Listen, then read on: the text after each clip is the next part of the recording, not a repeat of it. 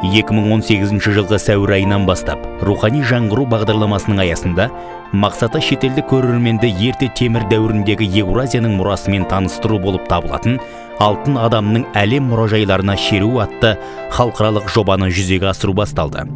Ұлы дала мұрасы, зергерлік өнер жауһарлары көрмесі Мәскеу мен Баку қалаларында өтіп, ендігі кезекте Сиана, Гданьск пен Сеулда өткізілуге дайындалып жатыр.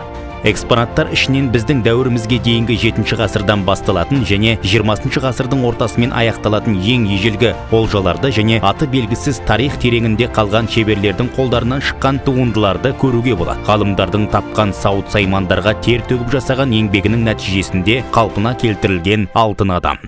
Осы көрмелер шетел көрермендеріне ұлттық мұражай қорындағы бірегей экспонаттарды көруге және Қазақстан Республикасының мәдениет және спорт министрлігінің арқасында ірі мұражайларда болу мүмкіндігін берді.